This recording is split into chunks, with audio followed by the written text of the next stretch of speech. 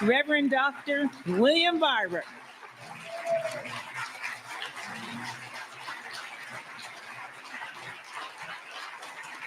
There you go. That's my book. Oh, is this yours? You can give it out. I'll give it to you out. Okay, got it.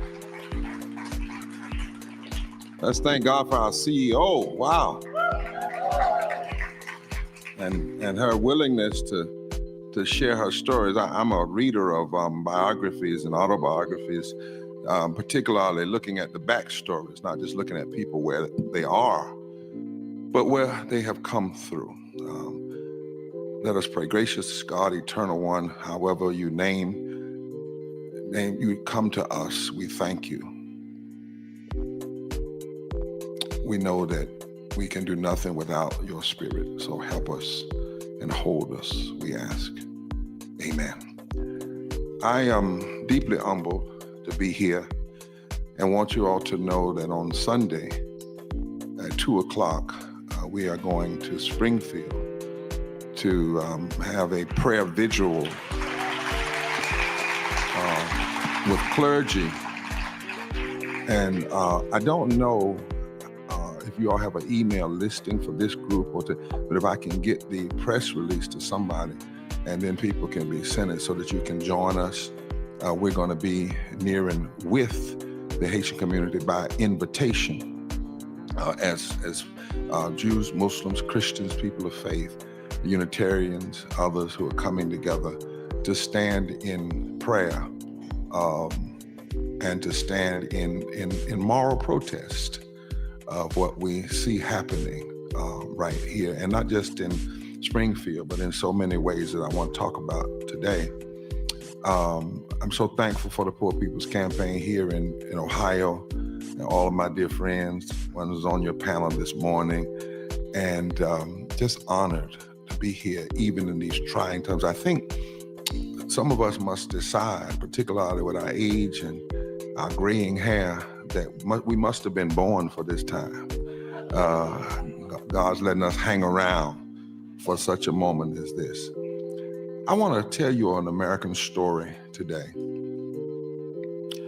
and the story that you don't often hear, but if you don't hear it, you will actually say something that is probably one of the most untrue statements you could make, and that is, we've never seen anything like this before. Things are worse than they've ever been. If you make that statement, you actually undermine your ability to know that one scholar said what we see right now is often, in some ways, a repeat of what we've seen in the past. And part of what we have to do is understand the past, both what happened and how people responded, to understand our role in this particular moment. And so I want to talk about reconstruction and resurrection, not deconstruction and insurrection. Those are always the choices before us in this experiment called American democracy. America is a democracy that has needed a lot of work throughout its existence, because often, as one preacher said, America has had a high blood pressure of creeds, but an anemia of deeds.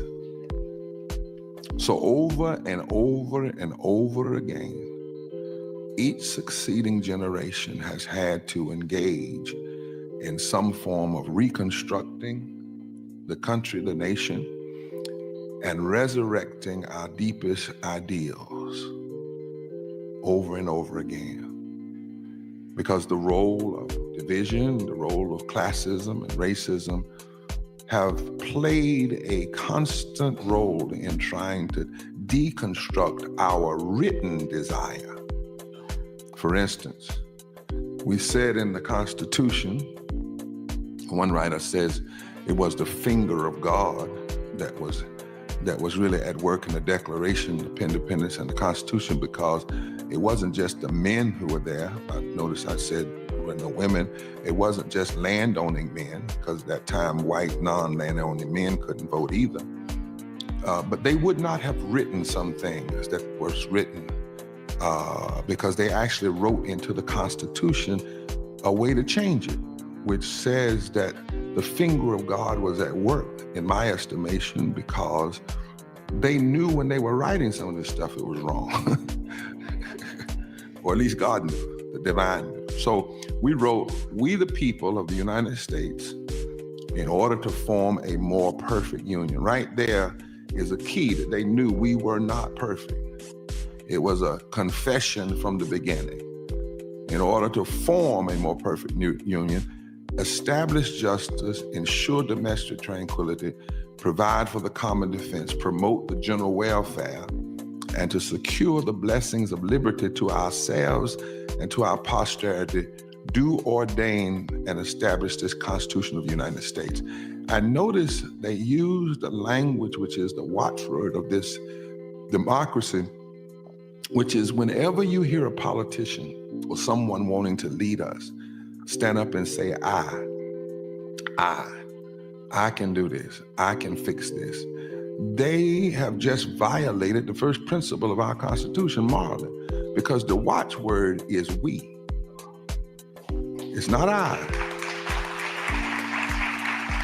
In fact, before the phrase about moving forward became popular in the current news cycle, in repairs of the breach brought to the Poor People's Campaign a phrase, "forward together."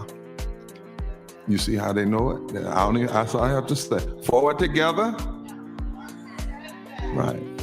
Because we recognize the great watchword, the great hope of this democracy is not what I can do, but what we can do when we work together, stand together, struggle together.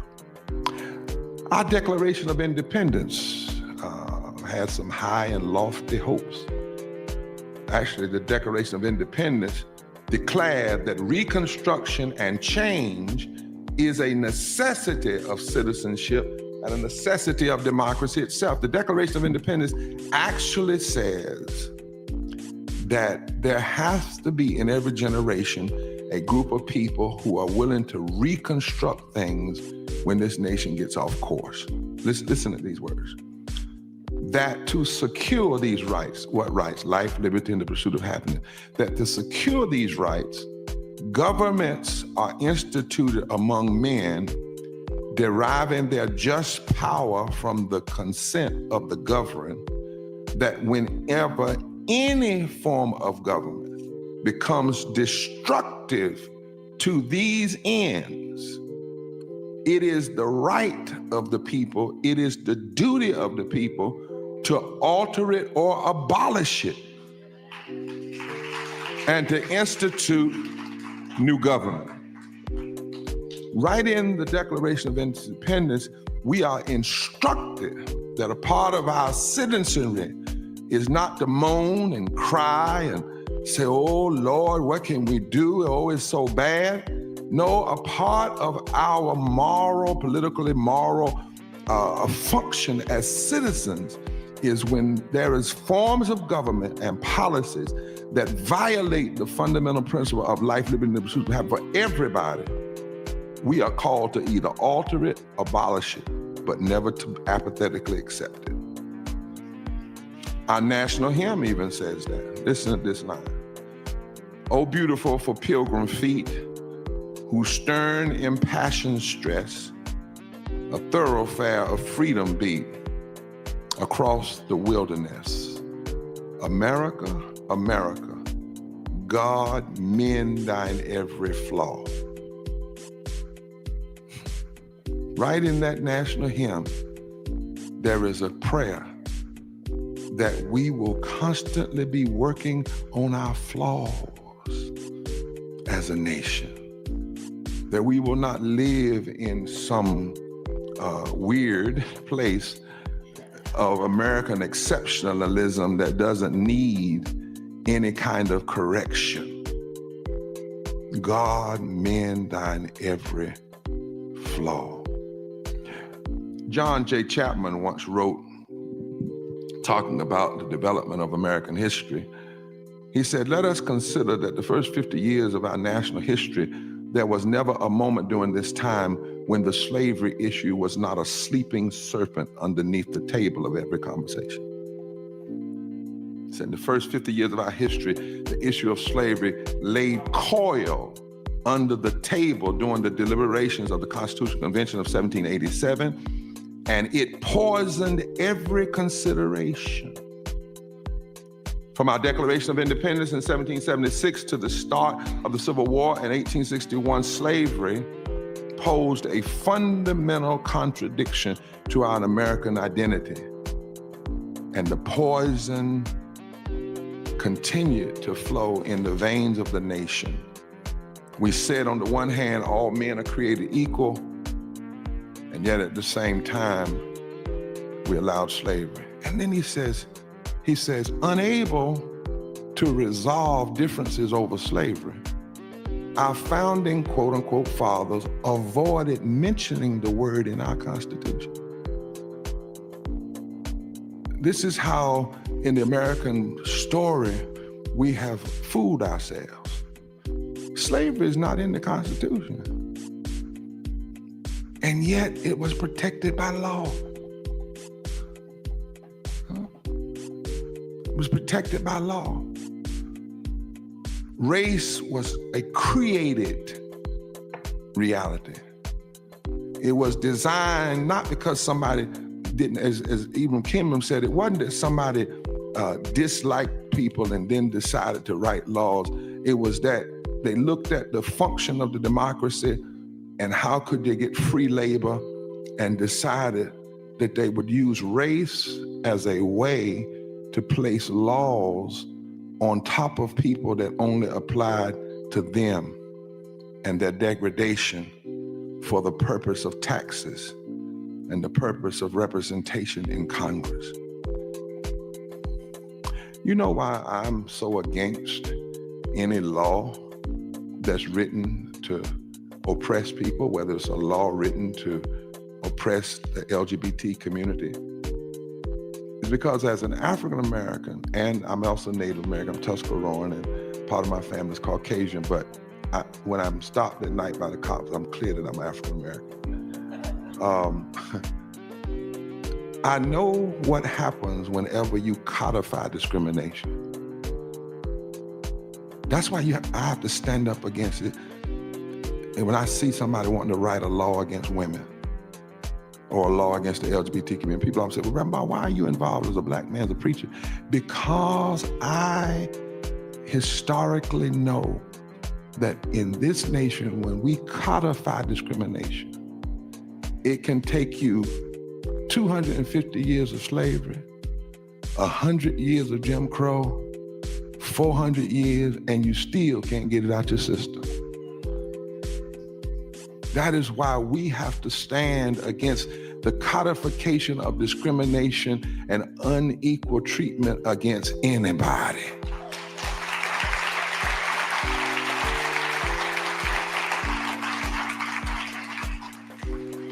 Chapman said slavery and division of slavery. And you know what was the basis of slavery? You can find this. I teach at a university, Yale University, that has had to do a study called Yale and Slavery, because Yale was founded by slave owners. The first 10 trustees were all slave owners. I tell Yale and the folks, we need to apologize to Southerners, because folk have said that slavery was just a Southern issue. No.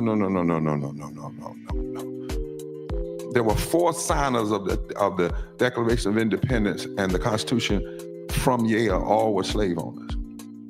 The mayor of New Haven, who was a Yale graduate, blocked the development of the first HBCU that would have been developed in New Haven by white abolitionists and black people. They came together and put up $20,000 to develop an HBCU, and they said, no.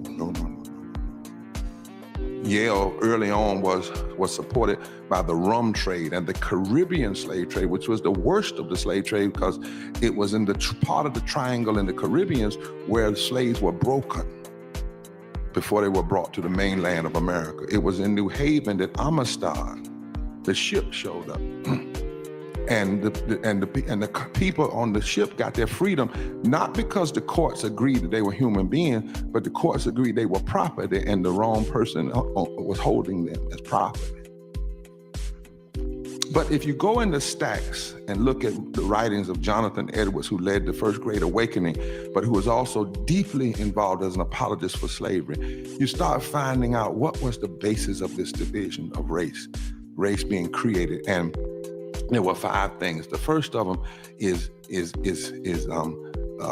sick sociology. Sick sociology suggests that some people, we can be around each other, but somebody has to be up and somebody has to be down. And then bad biology, that is that skin color determines brain size.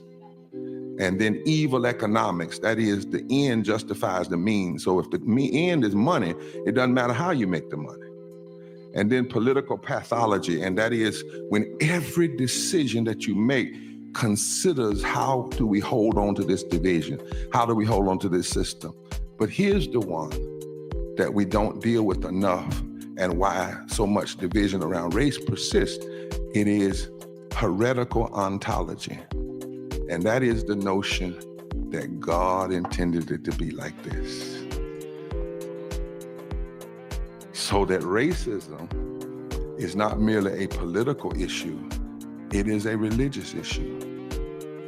For some people, racism is their religion. Division is their religion. Hate is their religion.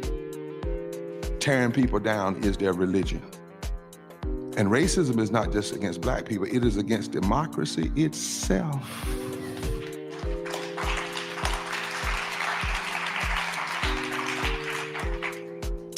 And so Reconstruction is what we call the earnest attempt to build a multi-ethnic democracy in America.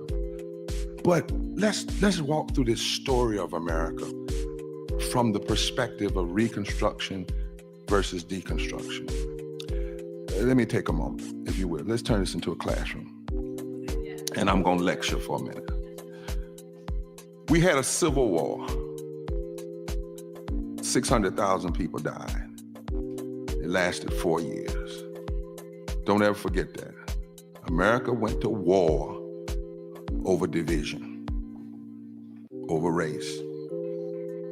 And you can't ever forget the connection between race and class. America went to war, but I don't know if you know that the white slave owners passed legislation to keep their sons out of the war.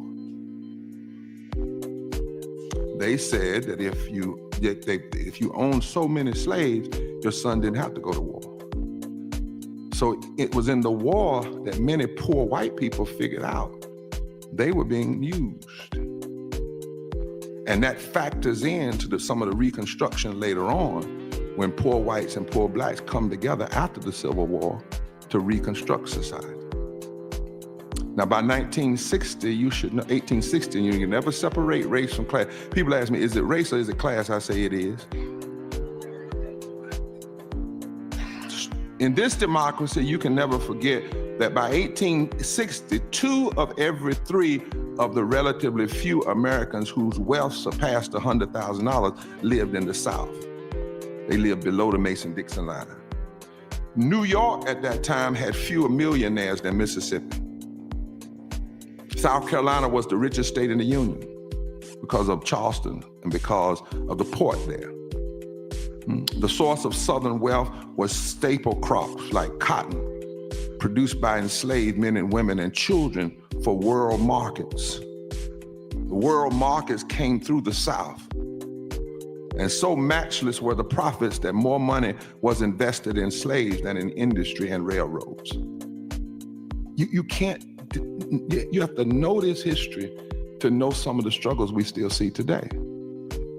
When they first became citizens following the ratification of the 13th Amendment, of African Americans joined hands with whites in the North and in the South who were willing to see one another as allies. Within the first 4 years after the Civil War, white and black alliances controlled every state house in the South. Did you know that within 4 years after the Civil War, white and black fusion coalitions controlled every state house in the South? And together, they elected new leaders, many of them African Americans, many of them former slaves. Almost all the Southern legislatures were controlled by either a predominantly black alliance or a strong interracial fusion coalition. And there were forces that said, we can't have this. Every one of the states by 1868, 1869 rewrote their constitutions. Listen at how black and white people coming together in the South rewrote the Constitution of North Carolina. This is what it said, 1868. We hold these truths to be self-evident. This is the preamble, that all persons, notice persons, not men, this is 1868. All persons are endowed by their Creator with certain inalienable rights, among which are life, liberty, the enjoyment of the fruit of their own labor, and the pursuit of happiness. And what is interesting is that language was put in the Constitution by an African Methodist Episcopal Zion bishop and a Congregationalist from Ohio that had moved to North Carolina. This is the language of 1868. Imagine if that was the way our Constitution read today. The 13th Amendment was passed. These are the amendments that saved America. Without the 13th Amendment, the 14th Amendment, the 15th Amendment, we would not have even the America we have today. 13th Amendment ended slavery. 14th Amendment said equal protection under the law for all citizens. Nope. It's not what it says.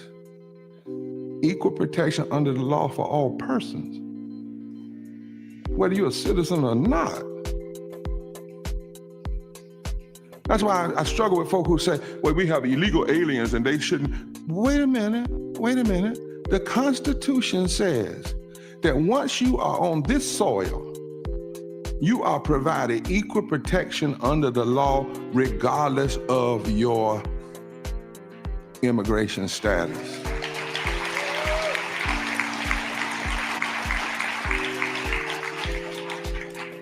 You're not supposed to be lying on Haitians or lying on Mexicans or lying on anybody or mistreating people. You're not supposed to have a broken immigration system. You're supposed to fix it, because you're not supposed to just use immigrants to make money, and then when they finish making your money, you want to throw them away. That's not biblical, nor is it constitutional.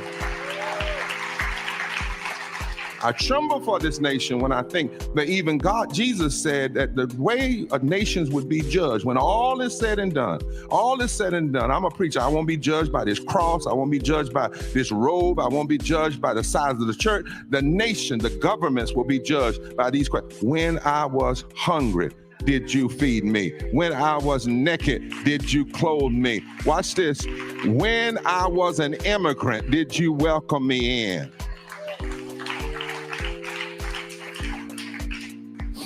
These fusion coalitions in the 1800s, between 1865 and 1870s, they built the first public schools, they rewrote state constitutions, they began the process of labor rights. Do you know black and white people were working together in labor unions in Birmingham, Alabama in the late 1800s?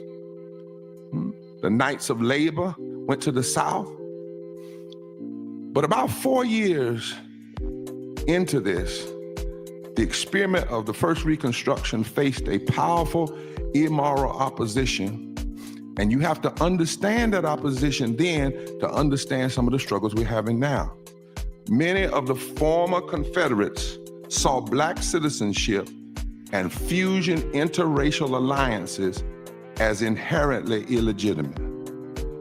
So they organized the Klan, the Ku Klux Klan, to first terrorize white people.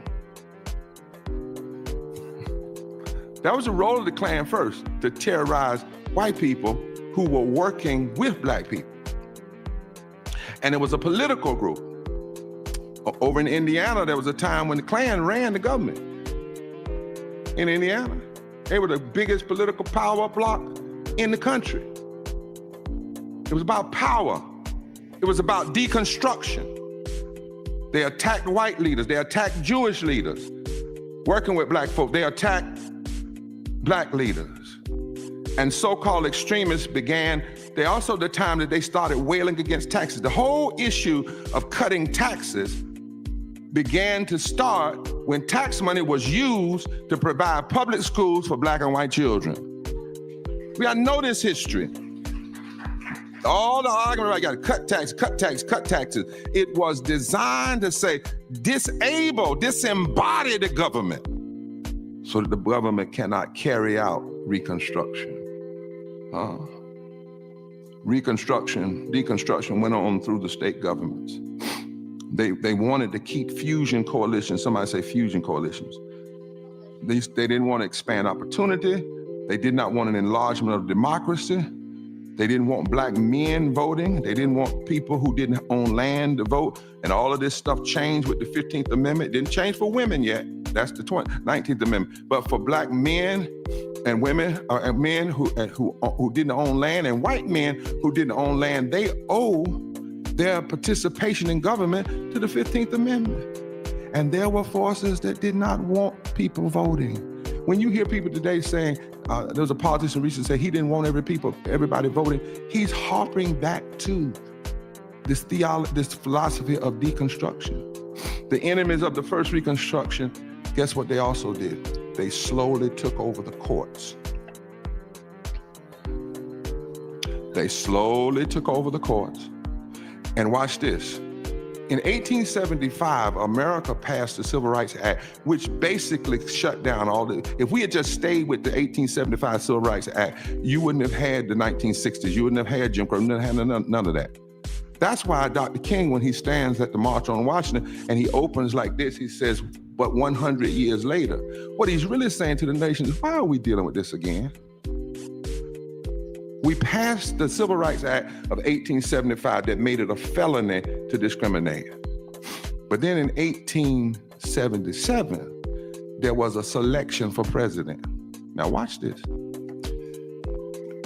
The candidate for president lost the popular vote. Lost the popular vote. And lost the Electoral College. Went to the Southern delegation and said, if you give me your Electoral College votes, even though I didn't win the popular vote, I will win, and when I win, I'll give you the Supreme Court. And their mantra, they called themselves the Redeemers. They said, we have to redeem. They used a theological term, but they used it in the wrong way. They called themselves the Redemption Movement, and they said, we must redeem America from all this diversity. All these black and white people working together. And what we need is to take America back, and actually some of the writers, they said, and make it what it was supposed to be again. Why y'all acting like y'all heard this stuff before? Recently. I'm talking about 1877. Y'all, his name was Rutherford B. Hayes. Ohio. He gets elected by cutting that deal. As soon as he gets in office, he begins to appoint extremist judges. In 1883, those judges overturned the 1875 Civil Rights Act, basically throwing out all of the gains of Fusion Coalition. They said we must redeem, we must take back America. By 1896, the Supreme Court rules on Plessy versus Ferguson, which says separate but equal is constitutional, and only one justice dissents, Justice Harlan from Eastern Kentucky. But all of the other justices, in fact, it was Justice Harlan's dissent, a white man's dissent, that gave Charles Hamilton Houston, a black lawyer who became the dean of Howard University Law School, and Thurgood Marshall and others, the legal outline for the case that would later on become Brown versus Board of Education. But it took 50 some years. Dr. King said it like this: The leaders of this redemption movement feared the awakening of poor white masses and former Negro slaves coming together. They did not want to see them come together.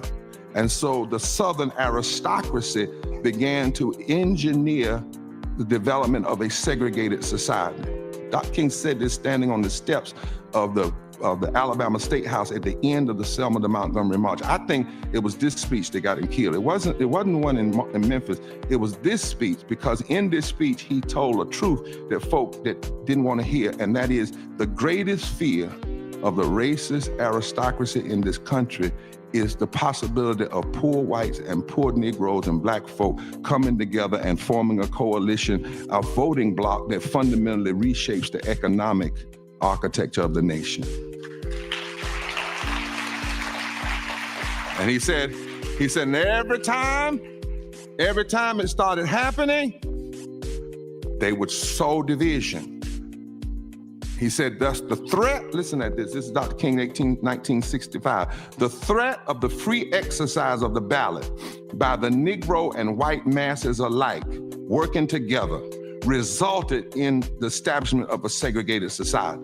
A segregated society wasn't merely people not liking people because of the color of their skin. The segregated society and division was about power. About power.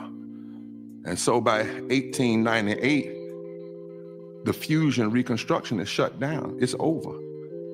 Part of the signal of it is in 1898, there's a riot in Wilmington, North Carolina, where 10% of the city is killed, more people per capita than killed on 9/11, and duly elected black and white fusionists were run out of office. The black newspaper that was run by the out-of-wedlock child of the white governor by a black woman was burned down, and they sent telegraphs all around the country. This is how you take the country back. And from then on, 1898 into the 1900s, you see all these riots that happen. Then Woodrow Wilson gets elected, and though he's from Princeton, he's a racist. The first thing he plays when he gets to be president is Birth of a Nation to his senior staff. Birth of a Nation glorified the Klan, and demeaned black and white people working together. It was Woodrow Wilson that lied about a pandemic. It was Woodrow Wilson that tried to blame the pandemic on the Spanish people, on minority people. It was Woodrow Wilson that did not deal with the pandemic, so 600,000 people died that didn't have to die. It was Woodrow Wilson who watched while racists had riots and killed black folks, so many of them between 1919 and 1920 that James Weldon Johnson called it Red Summer. Woodrow Wilson. But isn't it strange how some of this stuff sounds eerily familiar? And if you don't know this history, then you really don't understand the divisions we see now. Well, we get to World War II, and after World War II, I don't have time to go over all the history. We have a second Reconstruction. Black and whites, Latinos, and young people start coming together, Jews, Christians, Muslims, Catholics, and they're willing to march and suffer for a second Reconstruction. Leaders like Dr. King and Jewish rabbis like Rabbi Heschel spoke for the urgent moral necessity of now. With that language in the street, talking about moral issues, not Democrat and Republican, moral issue. From their jail cells, they changed the language in the halls of power. Presidents and senators and legislators and governors and editors and poets all began to talk about moral urgency. It began with the Brown decision that overturned the 1896 Plessy versus Ferguson decision. When all of the justices, even though one of the justices was the former head of the Ku Klux Klan, voted unanimously that separate but equal was unconstitutional. It was a gay woman out of Yale, Pauli Murray, that actually wrote the legal philosophy that Thurgood Marshall and others would use. Black and white and Jewish lawyers went to court together and fought, got a unanimous victory. They began to live out what Langston Hughes had wrote in 1935. Oh, let America be America again. America has never been America to me, but I swear this oath that America will be. And what happened in that second Reconstruction didn't just have black folk. During the second Reconstruction, we saw the desegregation of public schools. We saw Medicaid. We saw Medicare. We saw the expansion of Social Security, because when Social Security was first put in place in 1935, 50% of white women couldn't qualify, because if you were in the agrarian culture or you were in the domestic culture, you could not pay into Social Security. But in 1954, Social Security was expanded, included women, minorities. The economic opportunity, the war on poverty, the Civil Rights Act of 1964, which has benefited white women and black folk and Latino women. And then the Voting Rights Act of 1965. That said you couldn't use racist ways to continue to control the vote. Allowed blacks to get elected, but it also allowed fusion coalition candidates to get elected, regardless of their color. The increase in the minimum wage. Did you know at the March on Washington, it wasn't just come by y'all black folk getting together. It was a diverse group. It was labor and civil rights. And you know what the first agenda item was? Raise the minimum wage by 75 cents to $2 and index it with inflation, which if that had happened, the minimum wage would be about $20 an hour today. But oftentimes when we remember these days, even on King Day, we don't talk about this dude. We don't talk about it was Bayard Rustin, right? Who brought people together when the civil rights movement was failing and falling off. He brought people together. We don't talk about that it was a fusion coalition. We don't talk about the fact that it was about civil rights and educational rights and economic rights. We don't talk about the fact it wasn't about one person speaking. It was because in 600 cities around the country, people were mobilizing and organizing like you're doing here today. And they joined together in that great march, but it wasn't just a march, because there was a march before August 28th. August 28th was the anniversary of the death of Emmett Till. And the reason that was so important, because it was the death of Emmett Till that moved Rosa Parks to do what she did. When she saw his killers get off, she asked two Jewish white women to send her to Highlander to learn how to do nonviolent civil rights action. And she brought that back to Montgomery. If you think that Montgomery just happened because she got, I'm so tired one day. If you think it happened, no. There had been a lot of work. There had been a lot of people even before Rosa Parks that had moved. But something happened in 1955 because it was a reaction to Emmett Till's death, and Emmett Till killing was a reaction to Brown versus Board of Education. Tell somebody, say, you got to know this history. 2 years after Bloody Sunday, few months after Bloody Sunday, you get the Voting Rights Act. And guess what? It was introduced by Mike Mansfield, a Democrat, and Everett Dixon, a Republican. We don't talk about this. It was we that got us the Voting Rights Act. It was the Voting Rights Act that was basically reinforcing what had already been passed in the 15th Amendment. And then in 1966, for the first time since the 19th century, a substantial number of blacks voted in the South. Still had all kinds of problems with gerrymandering, and gerrymandering did not start in the South, it started in Boston. Gerrymandering was first designed to cut out Irish people. During the second Reconstruction, there came a moral commitment to lift the poor. That's how we got Head Start, K through 12 funding, Pell Grants for higher education. Anybody know about Pell Grants in this room? All these programs began to enjoy public support. The war on poverty had three parts. The first boosted wages through education and job training. The second part provided income support, particularly for single mothers and the elderly. And the third part was to create a system of government health care to the elderly and the poor. So while you have the civil rights movement breaking through, what happened in that movement was not just for black folk, it was a reconstruction of America. It was a reconstruction of how we supposed to use government. It was going back to the Declaration of Independence saying, look, any kind of government that is against life, freedom, and hope ought to be altered or abolished. If it's against life, liberty, and the pursuit of happiness. Go back and read the speeches of Kennedy and Johnson. They didn't talk they didn't talk Republican, they didn't talk Democrat. They said we have a moral crisis facing us. And then, right in the middle of 1960s, 30% of our nation's kids were in poverty. And 60%, or hundreds of thousands of our senior citizens. And people came together. Dr. King, just before his assassination, was talking about a poor people's campaign. Said we need to address poverty, militarism, and what? Anybody else? Racism, as 3 issues in one. Stop the separating. Stop black people over here and white people over here and brown people over here, and let's come together on these 3 issues that were the triune evils, hurting and deconstructing America. And we were getting there.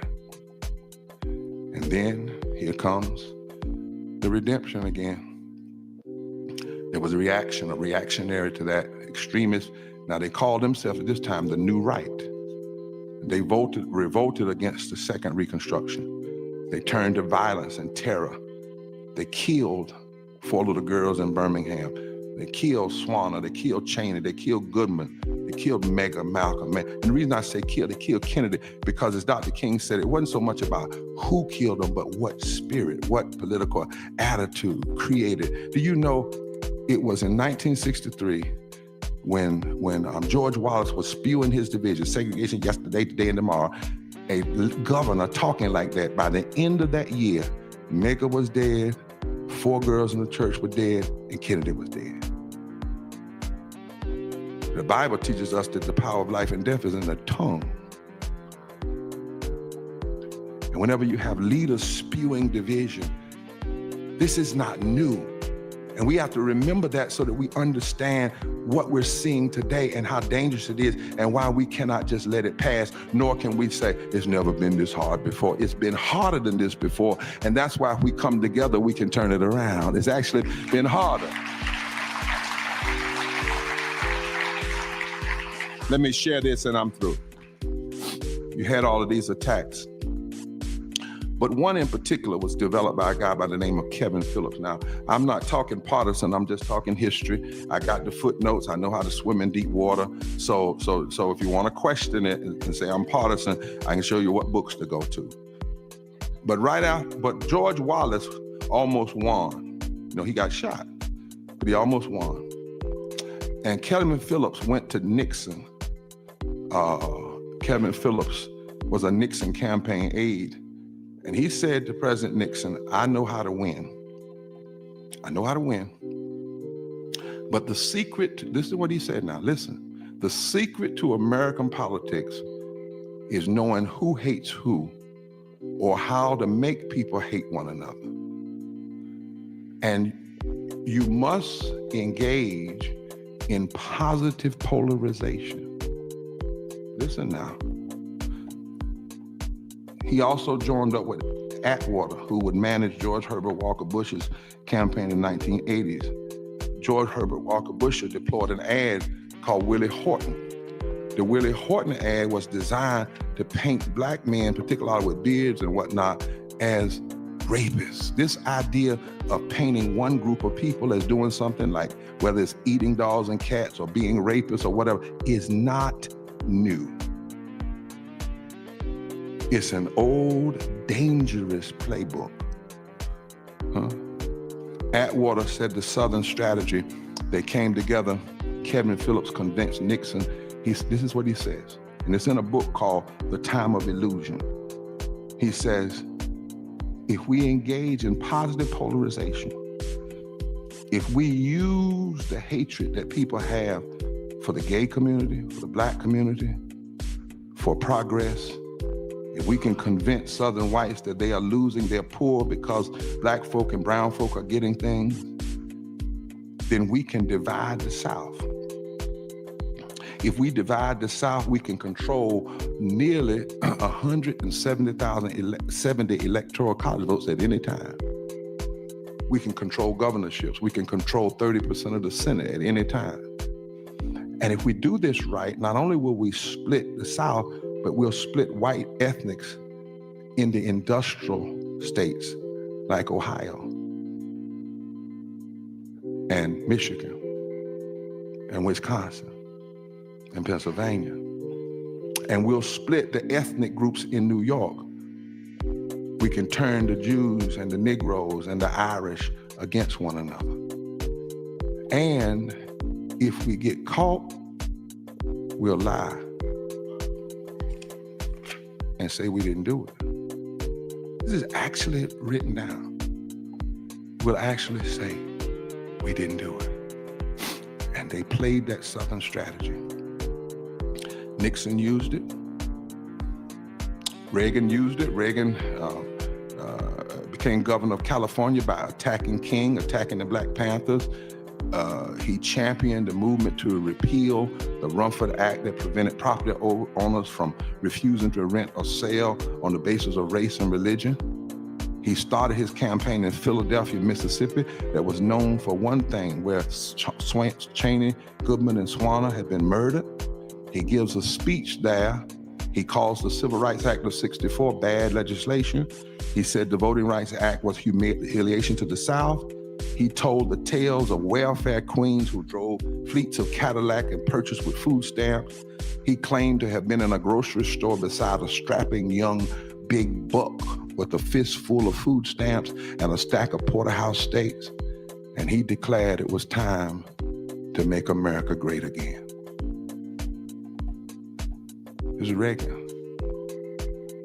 The tactics that we are seeing today have their roots in this movement called the deconstruction movement.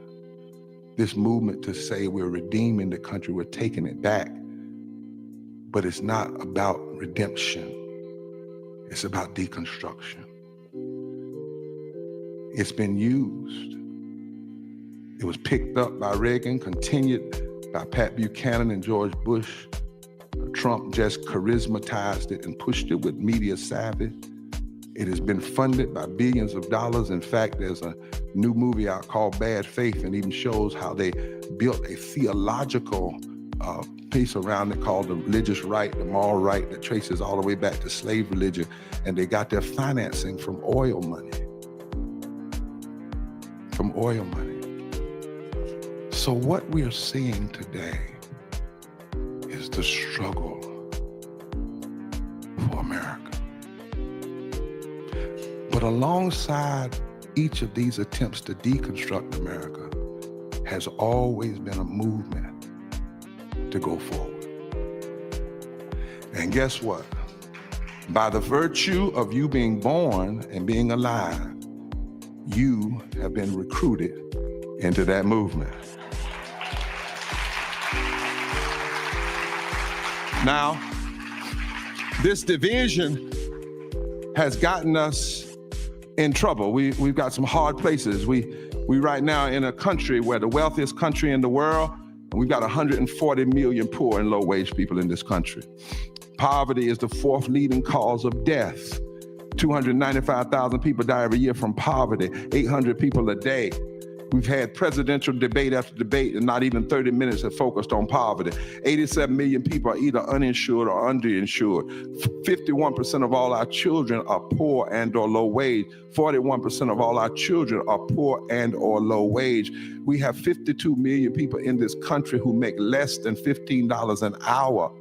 $15 an hour. We have not raised the minimum wage since 2009. The federal minimum wage is currently $7.25, and the minimum wage for tipped workers is $2.13 by law.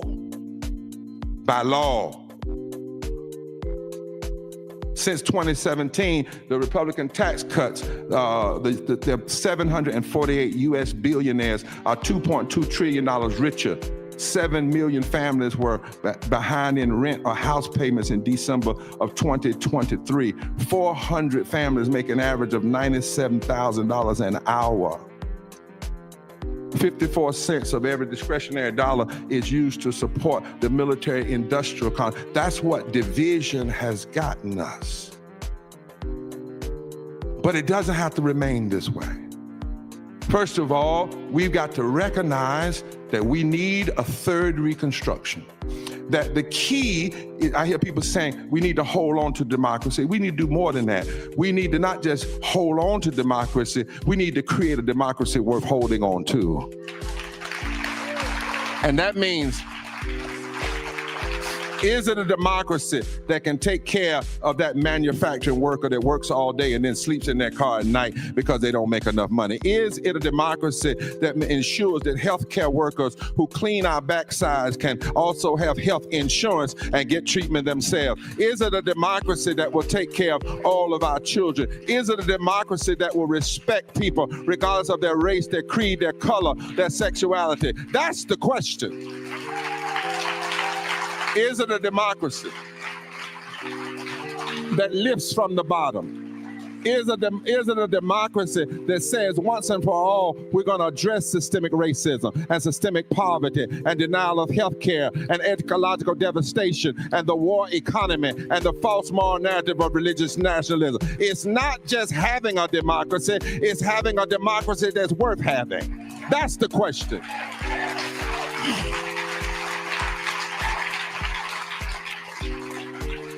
And then the second thing, we have to understand we've been called in this moment to a third Reconstruction because the cost of division and the cost of inequality is too high. Child poverty costs us $1 trillion a year. Unstable housing cost us $100 billion a year. Hunger cost us $160 billion a year. Public assistance cost us $163 billion a year. Much of it we wouldn't have to have if we just pay people a living wage and they could take care of themselves. Mass incarceration cost us $175 billion a year. And if we put that money in education, we wouldn't be locking up folk, we would be lifting up folk. A broken immigration system costs us $123 billion a year. And since these folk who don't want to fix the immigration laws need to understand that if by the laws they want to implement, their own grandmamas wouldn't have been allowed in the country. So what we need to do is fix our current healthcare system. Costs individual $1.6 trillion. We have the best and the greatest healthcare system in the world. But here's the question. The question is not, are you going to make America great again? Nor is the question what some Democrats are saying, well, we're great. We have this, this, this. There's a larger philosophical question. That is not, can you make America great again? Or are you great? But what are you going to do with your greatness? What is the responsibility of a great healthcare system?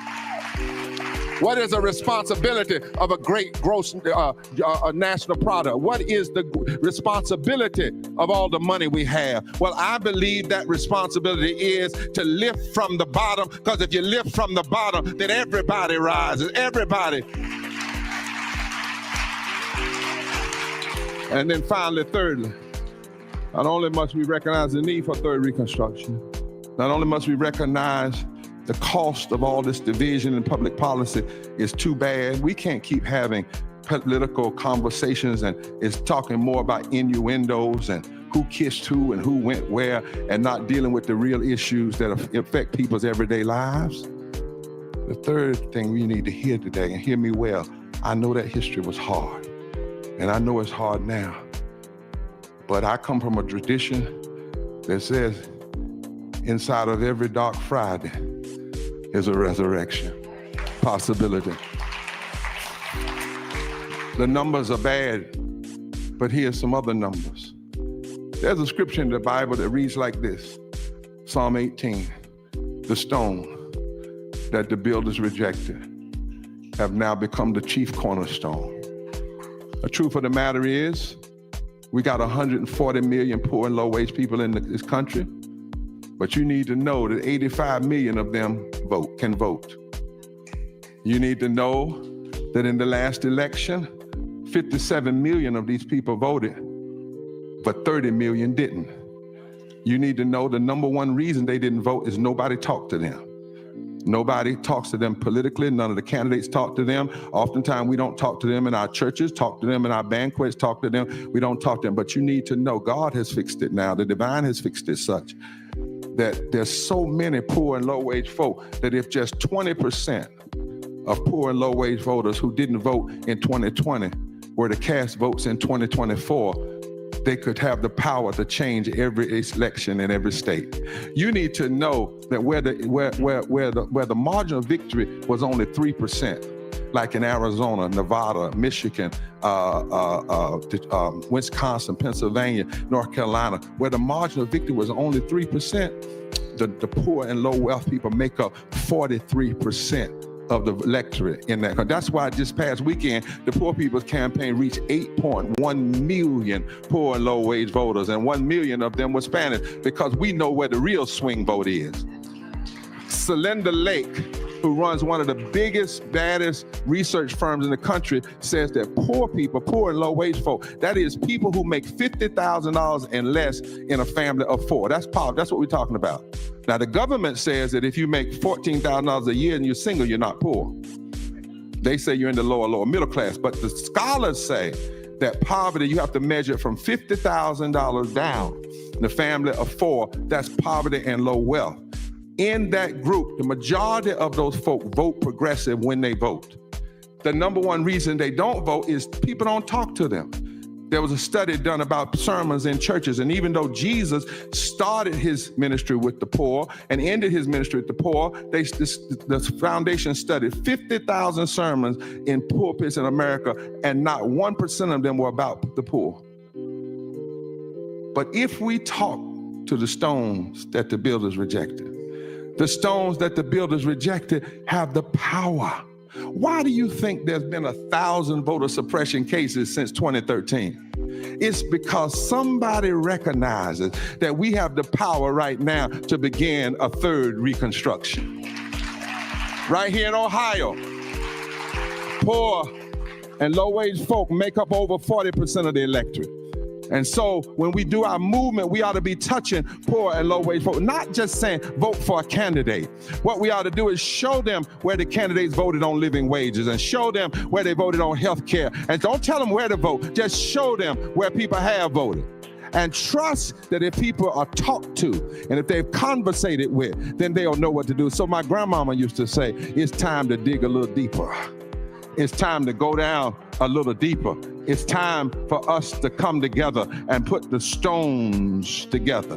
Lord have mercy. And I just wonder what fusion politics would look like in America today if the stone that the builders rejected come together. See, what that really is saying is that the rejected always lead the revival. Y'all hear what I'm saying? It's the rejected folk that always make a difference. That God has a way that God always uses the folk that we least expect to make a difference. The stone that the builders rejected have now become the chief cornerstone, and this is the day that the Lord has made. So right now, you don't need 100% of poor and low-wage folk. You don't need 80%. You don't need 60%, Madam COO. If we can just get 20% of the 30 million poor and low-wage folk to get understanding and educated, and they engage in participation, we can cause all of the predictors of the election to start scratching their heads and say, what in the world happened? What am I talking about? Well, if the rejected stones can get together. Is there anybody here's known rejection? You know rejection? Anybody known rejection because of your sexuality? Come stand with me. Anybody known rejection because of where you were born? I need somebody to be honest and come stand beside me. Anybody known rejection because people tried to hate you to feel good about themselves? Anybody known the rejection of hate? Come on up here. Anybody known rejection because of the color of your skin? Come on here. Anybody known rejection because you had to make a decision about abortion? Anybody known rejection because of your gender? Anybody known rejection because of your faith? Somebody rejected you because of your faith? Anybody known rejection because of your lack of faith? Anybody known rejection because you don't just go along to get along? Do you see what's happening? The truth of the matter is our rejection connects us. And I want you to understand right here, I want you to understand that if all these stones get together, and these stones join hands.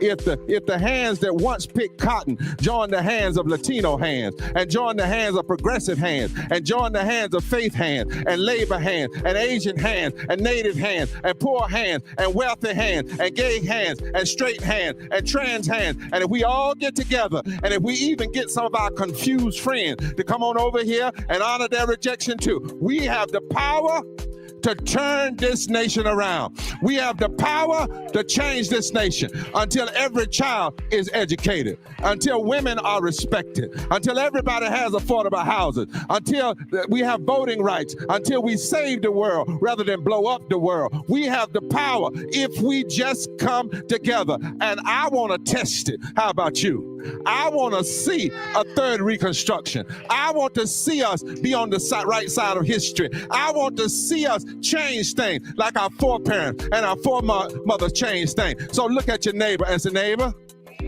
ain't nobody out there, because all the rejected folk are up here.